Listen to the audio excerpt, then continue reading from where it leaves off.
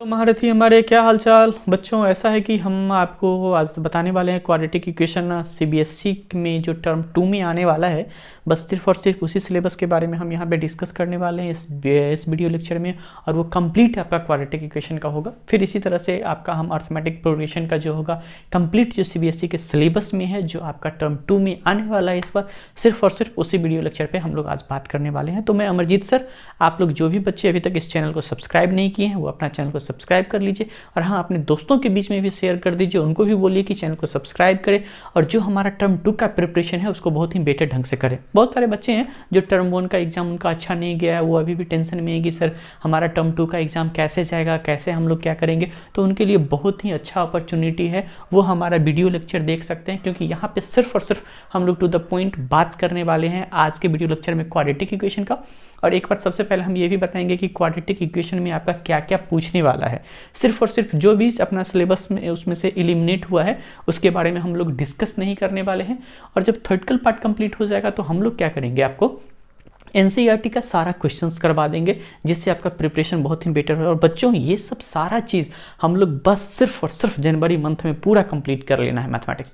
तो फिर से बच्चों हम आपको रिपीट कर रहे हैं कि जब भी आप हमारा वीडियो लेक्चर देख रहे हैं कॉपी कलम लेके बैठिए, और जो भी आपको लगता है कि ये पॉइंट हम स्किप कर रहे हैं, ये हम नहीं जान रहे हैं, तो आप लोग को वो पॉइंट को अच्छे से नोट डाउन कर लेना और प्रैक्टिस करना है। ओके, तो चलिए हम शुरू करते हैं आपका वीडियो लेक्चर क्वाड्रेटिक इक्वेशन। तो चलिए सबसे पहले हम आपको बता देते हैं कि क्वाड्रेटिक इक्वेशन में अपने सिलेबस में क्या क्या चीज़ है, उसके बारे में पहले हम आपको एक बार डिस्कस कर लेते हैं, और क्या क्या हम पढ़ाने वाले हैं वो भी।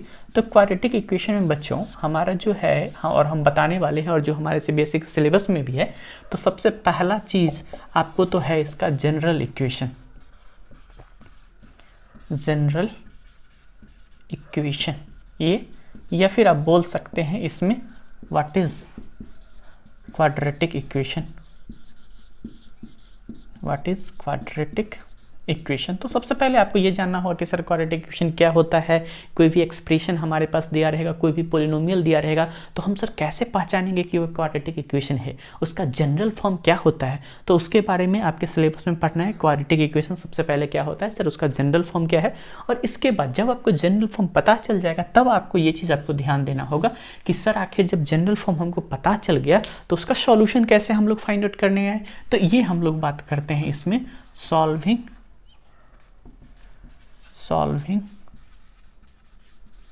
मेथड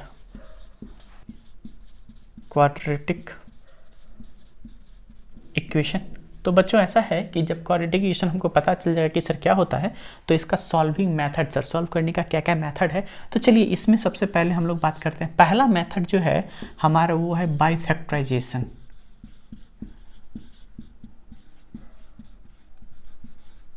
पहला तो फैक्टराइजेशन मेथड है। अब हम लोग बात करते हैं बाबू दूसरा मेथड सर कौन सा है। तो दूसरा है bye completing the square method, bye completing the square method.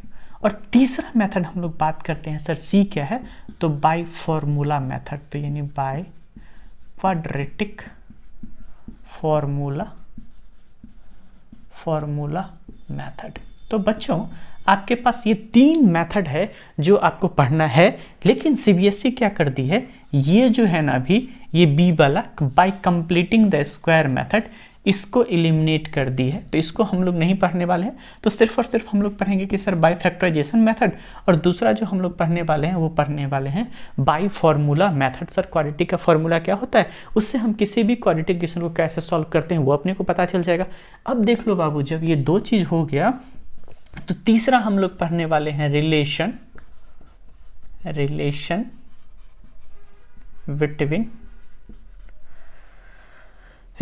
Between zeros, या फिर इसी को हम लोग बोलते हैं रूट्स। तो रिलेशन बिटवीन जीरोज या रूट्स ऑफ क्वाड्रेटिक इक्वेशन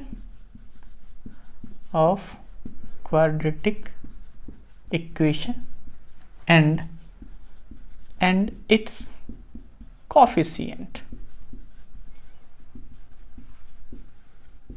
तो हम लोग क्या पढ़ने वाले हैं, इसके बाद हमारा जो क्वाड्रेटिक इक्वेशन का जो दो सॉल्यूशन निकालते हैं हम लोग, जिसको हम लोग अल्फा और बीटा बोलते हैं, तो उसका जीरोज का रिलेशन हम कोफिशिएंट के साथ एस्टेब्लिश करेंगे कि सर उस दोनों के बीच में क्या रिलेशन होने वाला है। And last one is that, और एक बार बस अब एक लास्ट चीज है आपका nature of roots. Nature of roots या इसी को हम लोग बोलते हैं बाबू जीरोज, आप लोग जान रहे हैं। यानी ये जो जीरोज और ये रूट्स है ये दरअसल होता है value of x, value of x, या फिर आप वेरिएबल, अगर हमारा कोई क्वाड्रेटिक इक्वेशन है उसमें जो हमारा एक्स वेरिएबल्स होता है और उसका जो हम लोग वैल्यू फाइंड आउट करते हैं अल्फा और बीटा, बस वही हमारा जीरोस होता है या रूट्स होता है।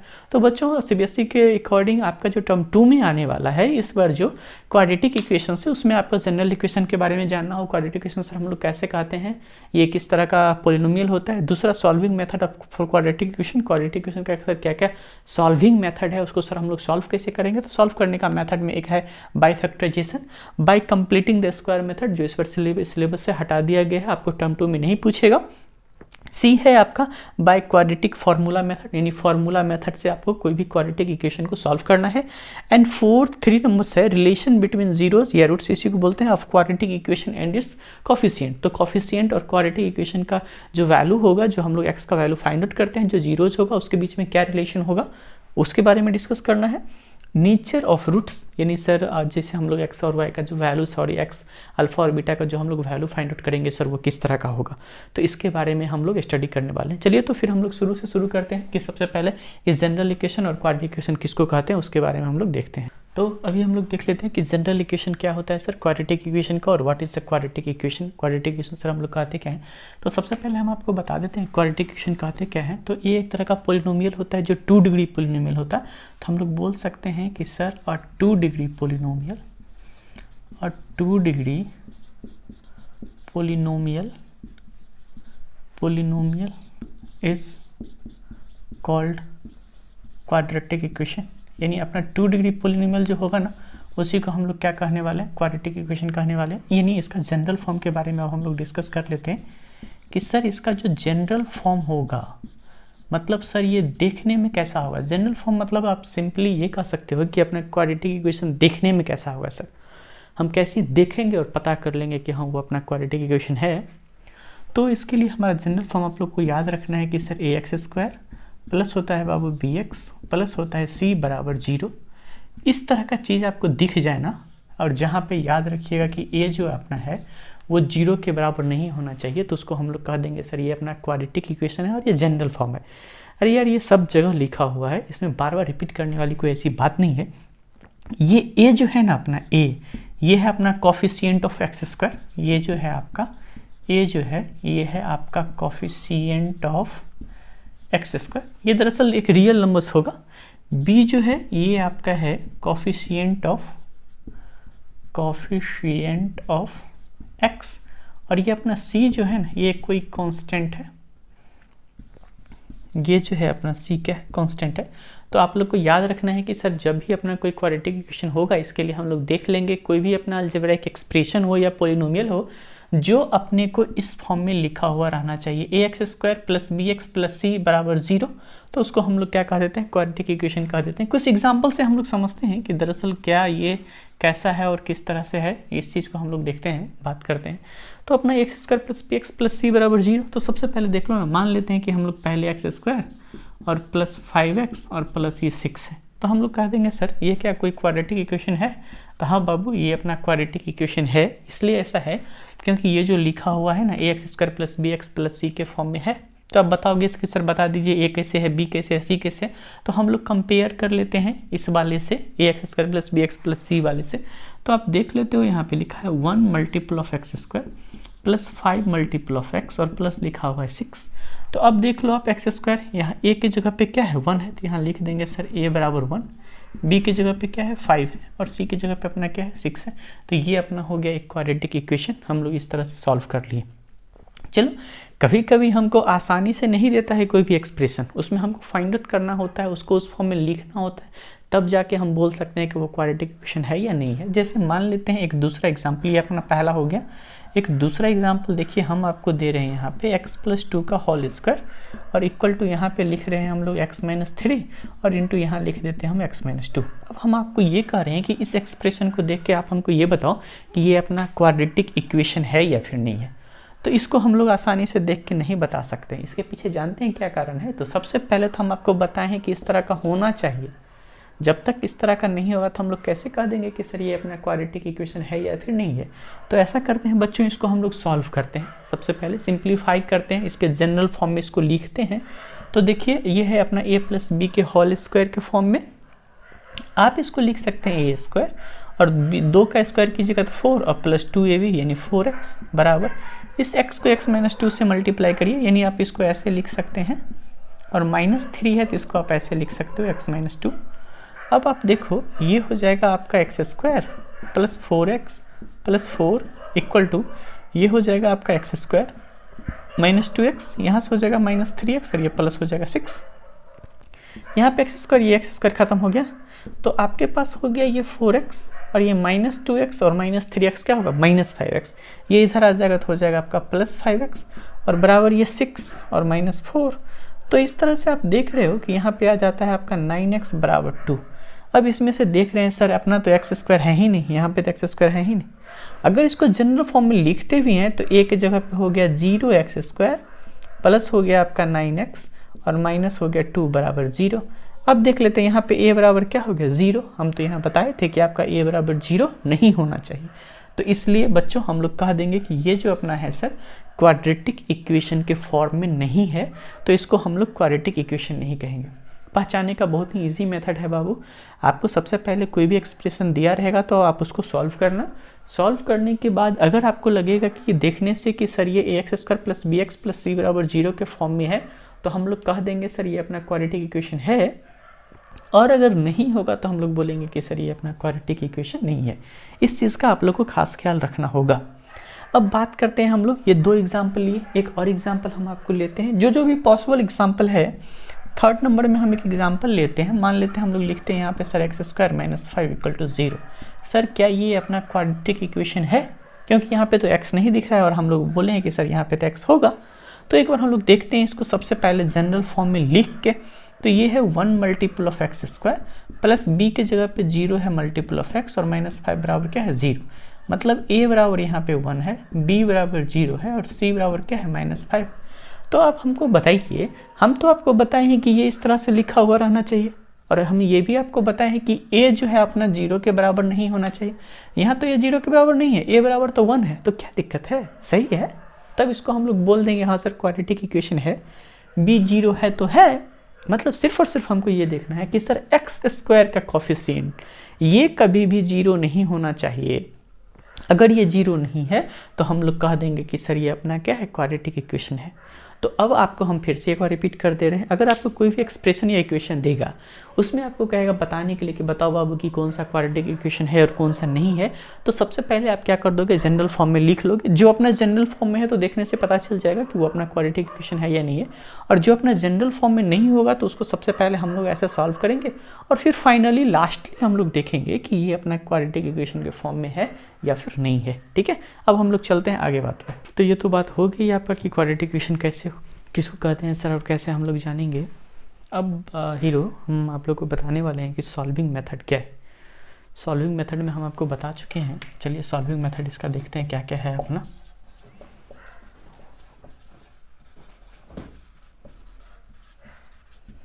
तो सॉल्विंग मेथड में आप तो जानते हो कंप्लीटिंग द स्क्वायर मेथड आपका ख़त्म हो चुका है, तो उसके बारे में पढ़ना नहीं है, आपको डिस्कस नहीं करना है। तो बेसिकली हम आपको इसमें अभी बताने वाले हैं फैक्टराइजेशन मेथड। तो फैक्टराइजेशन मेथड हम लोग देखते हैं कि सर कैसे सॉल्व करेंगे। ऑलरेडी आप लोग 7-8 में पढ़ चुके हो तो इसलिए ज़्यादा कॉम्प्लिकेटेड है नहीं, इसमें ज़्यादा इशू भी नहीं करना है। जैसे मान लेते हैं कि कोई भी अपना क्वाड्रेटिक इक्वेशन जो है वो गिवन है। मान लेते हैं बहुत ही इजी वाला हम आपके लिए ले रहे हैं, x² + 5x और +6 बराबर 0। ये अपना एक क्वाड्रेटिक इक्वेशन अपने को गिवन है। ठीक है, इसको कह रहा है अपने को सॉल्व करने के लिए। सबसे पहले बेसिकली अब बात समझो, अपना जनरल फॉर्म होता है ax² + bx होता है + c बराबर 0 होता है। ये अपना क्वाड्रेटिक इक्वेशन है और याद ये भी रखना है कि a सर जो है वो अपना 0 के बराबर नहीं होना चाहिए। तो इसमें हम लोग बात करते हैं यहाँ पे ये सी जो कांस्टेंट है और यहाँ जो कोफिशिएंट है, इस दोनों भाई साहब को हम लोग मल्टीप्लाई कर देते हैं। मल्टीप्लाई करेंगे तो अपना क्या आ जाएगा, ए सी। स्टेप फर्स्ट यानी इसको हम लोग S1 बोलेंगे। हम स्टेप फर्स्ट की बात कर लेते हैं। और दूसरा स्टेप सेकंड में क्या करना है पता है, ये जो अपना BX है ना, इसको दो पार्ट में डिवाइड कर देना है।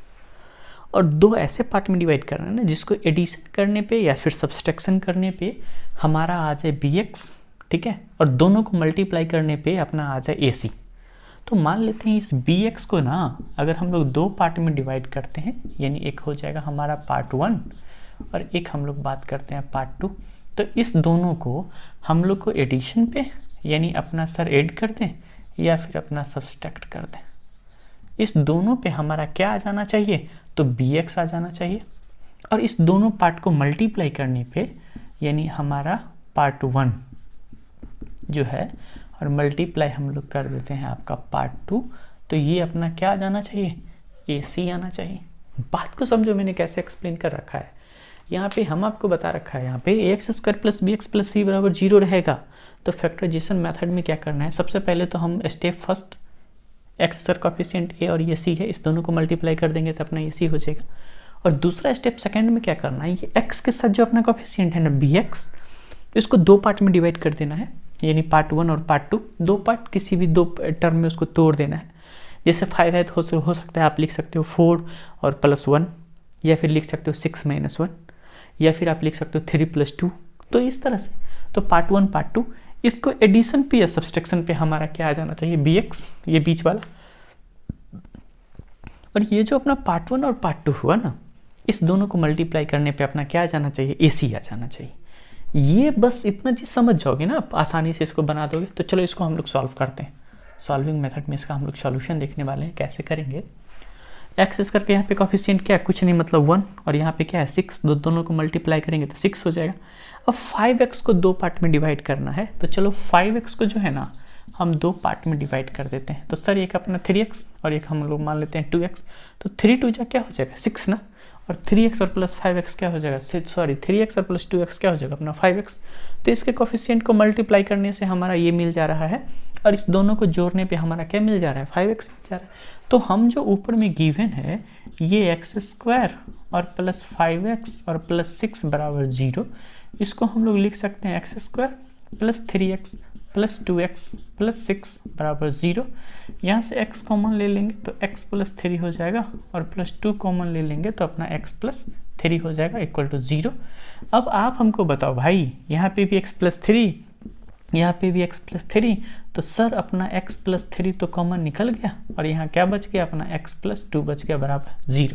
तो यहाँ से x का दो वैल्यू निकल गया, एक तो हमारा x + 3 = 0, तो कहेंगे सर x बराबर अपना -3 हो जाएगा, और दूसरा अपना x + 2 = 0, तो ये x बराबर अपना क्या निकल जाएगा, -2 निकल जाएगा। तो इस तरह से आपका क्या हो गया, x का दो वैल्यू फाइंड आउट हो गया। क्या कितना ईजी क्वेश्चन था। तो ये इस तरह का था। दूसरा अब हम लोग बात करते हैं कि सर इसी को सॉल्व करने के लिए और आप क्या मेथड अपना सकते हैं। एक तो हमारा x = -3 और x = -2 है। तो इस तरह से जो भी अपना फैक्टराइजेशन मेथड है आप लोग आसानी से बना सकते हैं। अगर और कोई इसमें आपको प्रॉब्लम हो तो फिर उसमें हम आपको डिस्कस करेंगे, आप हमसे क्वेश्चन पूछ सकते हैं। अब हम लोग बात करते हैं बाबू कि सर सॉल्विंग मेथड, एक तो फैक्टराइजेशन बताए थे, दूसरा बताए हैं आपको बाय क्वाड्रेटिक फार्मूला। दूसरा मेथड जो अपना है बाबू वो है बाय क्वाड्रेटिक फार्मूला। तो क्वाड्रेटिक फार्मूला से सर हम कैसे निकालेंगे वो हम आपको बता रहे हैं। दरअसल एक फार्मूला होता है, देखिए ये जो अपना x का जो दो वैल्यू निकला ना, इसी को हम लोग बोलते हैं जीरोज। इसी को हम लोग क्या बोलते हैं, जीरोज बोलते हैं। तो आप क्या कर सकते हो, एक को अल्फा मान सकते हो कि सर अल्फा बराबर -3, और दूसरा को हम लोग क्या मान सकते हैं, बीटा। ये अपना क्या हो जाएगा -2।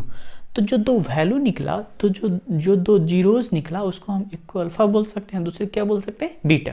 ये याद रखना, एक अल्फा जीरोज हो जाएगा, एक बीटा हो जाएगा। तो क्वाड्रेटिक फार्मूला एक है हमारा, जिससे क्या कर सकते हैं, इसको हम सॉल्व कर सकते हैं। तो ये आपको लर्न कर लीजिए, ऑलरेडी आपने पढ़ा होगा, अभी तो कम्प्लीटली सिलेबस से हटा दिया है। वैसे x बराबर जो फार्मूला होता है वो होता है -b + होता है √b² - 4ac, और डिवाइडेड बाय अपना क्या हो जाता है, 2a हो जाता है। तो ये अपना क्वाड्रेटिक इक्वेशन का फॉर्मूला है, देख लीजिए आप हमेशा ठीक से। आपका x का जो वैल्यू हो जाएगा वो बराबर हो जाता है minus b plus minus root under b square minus 4ac divided by किसके 2a के। अब आप कहोगे कि सर ये अपना b क्या है, यहाँ पे a क्या है, c क्या है और ये a क्या है। तो इसमें हम आपको बता दें कि ये अपना a जो है कोफिशिएंट ऑफ एक्स स्क्वायर, यहाँ पे जो अपना b दिया हुआ है कोफिशिएंट ऑफ x है, और c जो आपका दिया हुआ है ये कांस्टेंट टर्म है। तो यहीं से हम लोग फाइंड आउट करते हैं। तो इस तरह से x इक्वल टू हमने दो चीज़ लिखा है, एक तो लिखा है x equal to minus b plus minus root under b square minus 4ac and divided by 2a। इसको देखिए अगर हमको लिखना होगा अल्फ़ा के फॉर्म में, तो सर अल्फ़ा बराबर यहाँ लिख देते हैं minus b plus root under b square minus 4ac और डिवाइडेड बाई क्या हो जाएगा 2a। और एक दूसरा वैल्यू जो हमारा बीटा बराबर हो जाएगा वो हो जाएगा माइनस बी और minus root under b square minus 4ac और डिवाइडेड बाई अपना क्या हो जाएगा 2a हो जाएगा। तो ये जो है आपका फॉर्मूला है क्वाड्रेटिक इक्वेशन का, ये आपको ध्यान देना है। अब बात हो गई इस बीच में रूट में जो है आपका बी स्क्वायर माइनस 4ac, इसको हम लोग बोलते हैं डिस्क्रिमिनेंट। तो क्या करते हैं, सेम क्वेश्चन को हम लोग बाय फार्मूला मेथड से सॉल्व करते हैं कि वो कैसे होगा। तो चलिए बाय फार्मूला मेथड, तो अब हम आपको बताने वाले हैं कि अपना फार्मूला मेथड से कैसे होगा। तो ये है आपका एक्स स्क्वायर प्लस है आपका 5x प्लस है आपका 6 बराबर 0। तो यहाँ पे देख लेते हैं a बराबर 1 है, b बराबर आपका 5 है और c बराबर आपका क्या है 6 है। तो हम लोग बोल देते हैं अकॉर्डिंग टू फार्मूला हम लोग जानते हैं कि सर x बराबर जो हो जाएगा वो होगा minus b plus minus root under b का स्क्वायर माइनस 4ac और डिवाइडेड बाई अपना क्या हो जाएगा 2a हो जाएगा। तो अब देखिए इसको हम लोग सॉल्व करते हैं, माइनस बी तो माइनस और b के जगह पे क्या लिख दें 5 plus minus root under b का स्क्वायर यानी 5 का स्क्वायर कर देंगे और माइनस 4 और a का वैल्यू है 1 और c का वैल्यू क्या है 6 डिवाइडेड बाई 2 और मल्टीपल ऑफ 1। अब आप चलो इसको सॉल्व कर देते हैं। तो ये तो हो जाएगा हमारा minus 5 plus minus root under 5 का स्क्वायर 25 और माइनस 6 4 जा 4 6 जा क्या हो जाएगा 24 और डिवाइडेड बाई अपना क्या हो गया 2 हो गया। तो ये हो गया हमारा माइनस 5 प्लस माइनस, और बताइए 25 में से 24 जाएगा तो अपना 1 होगा और 1 का रूट अंडर निकालेंगे तो क्या होगा 1 डिवाइडेड बाई 2। तो इस तरह से आपने देखा कि x का वैल्यू ये आया। तो x का तो दो वैल्यू आता है, एक अल्फ़ा और एक अपना क्या होगा बीटा। तो यहाँ पे हम लोग लिख लेते हैं कि सर अल्फ़ा बराबर माइनस 5 प्लस 1 डिवाइडेड बाई 2। तो माइनस 5 प्लस 1 हो जाएगा आपका माइनस 4 डिवाइड बाई 2। तो ये कट के क्या आ जाएगा 2 आंसर माइनस 2। और दूसरा हम लोग बीटा बराबर लिखेंगे तो ये हो जाएगा माइनस 5 माइनस 1 डिवाइड बाई 2, ये हो गया माइनस 6 डिवाइड बाई 2। तो ये आपका क्या हो जाएगा माइनस 3। तो इस तरह से आप देख रहे हैं कि जब हम फैक्टराइजेशन मेथड से इस क्वेश्चन को बनाए थे तो x का वैल्यू माइनस 3 और यहाँ भी x का वैल्यू माइनस 2, और सिमिलरली जब हम बाय फार्मूला मेथड से बनाए तो इसमें भी हमको एक का वैल्यू आ गया माइनस 2 और एक दूसरा बीटा का वैल्यू हमारा क्या आ गया माइनस 3। तो इस तरह से हम लोग आसानी से क्या कर दिए, क्वाड्रेटिक इक्वेशन का जो भी क्वेश्चन रहेगा उसको सॉल्व करने की बात रहेगी तो उसको सॉल्व करेंगे हम लोग फैक्टराइजेशन मेथड से, इस तरह से सॉल्व कर लेंगे और क्वाड्रेटिक फार्मूला को ये अप्लाई करके हम इस तरह से सॉल्व कर लेंगे। ठीक है ओके। तो अब हम लोग क्या करने वाले हैं, क्वाड्रेटिक इक्वेशन का थर्ड जो चीज़ था जो हम आपको बताए थे कि रिलेशन हम आपको बताएंगे। तो यहाँ पे अब हम बात करने वाले हैं relation between zeros and coefficients.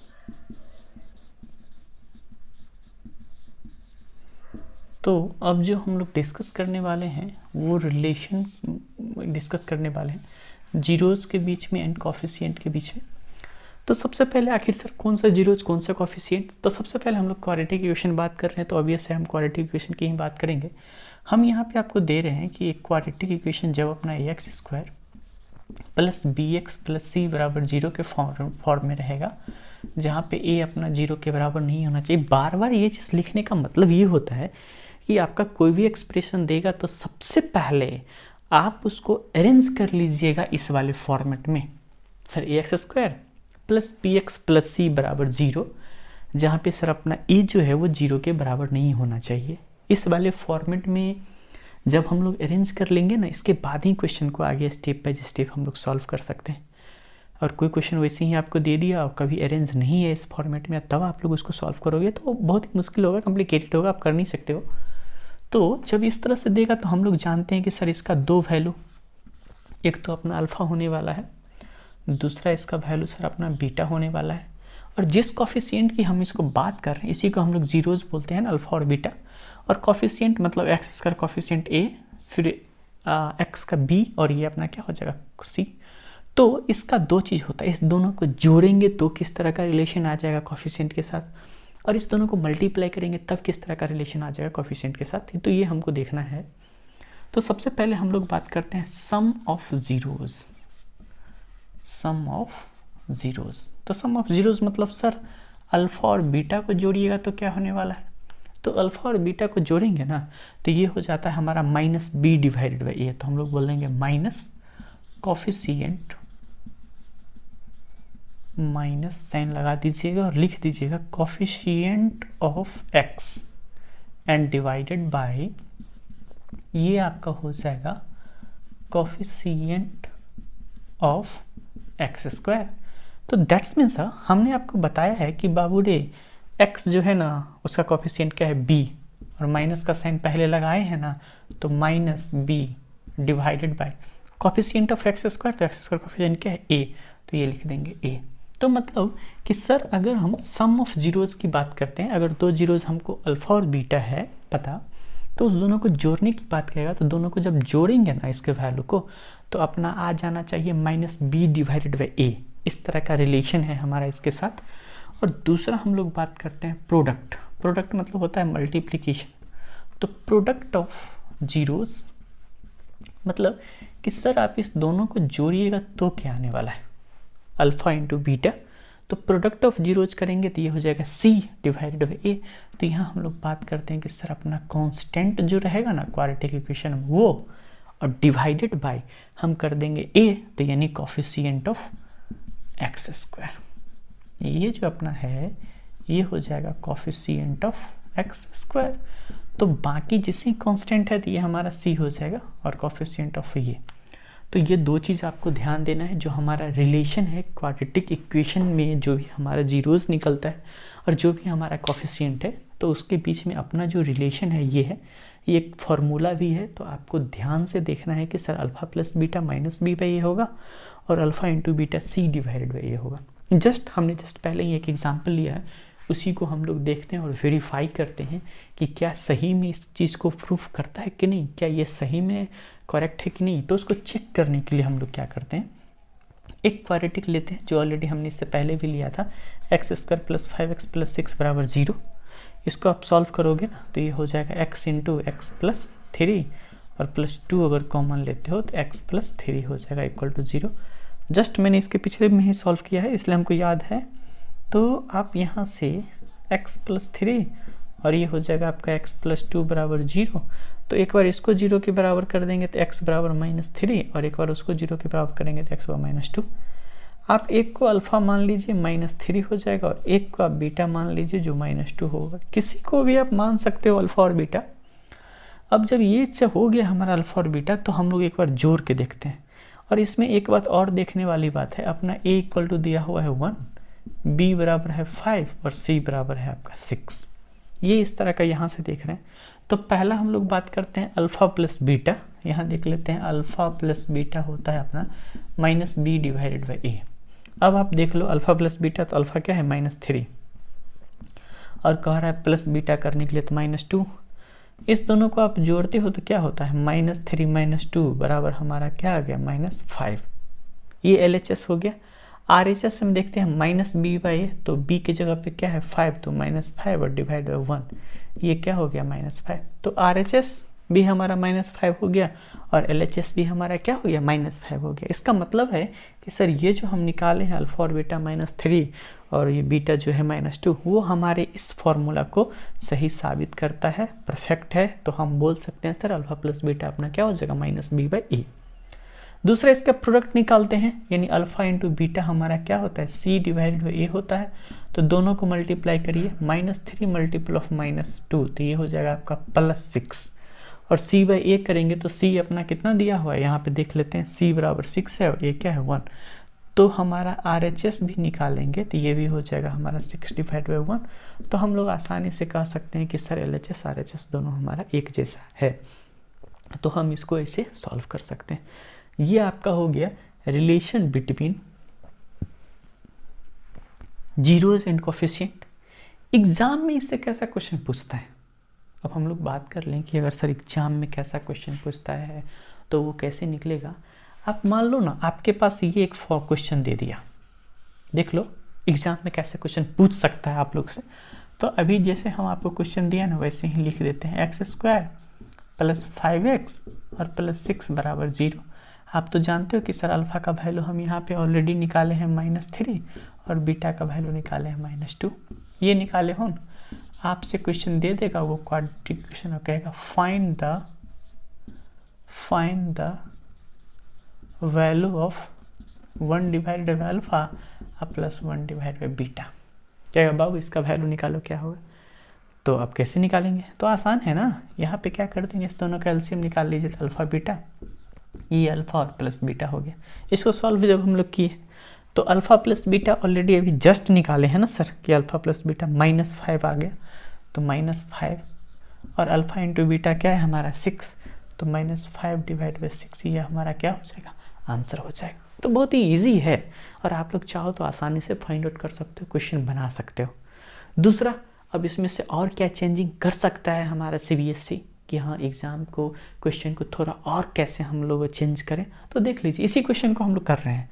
फिर हम लोग क्वेश्चन लिख देते हैं, 5 को हटा देगा, इसके जगह पे कुछ दे देगा, जैसे x² + kx + 6 बराबर 0। ये टाइप ऑफ क्वेश्चन है, इतना बराबर दे दिया आपको और बोल दिया, ये तो आपको लिख देगा।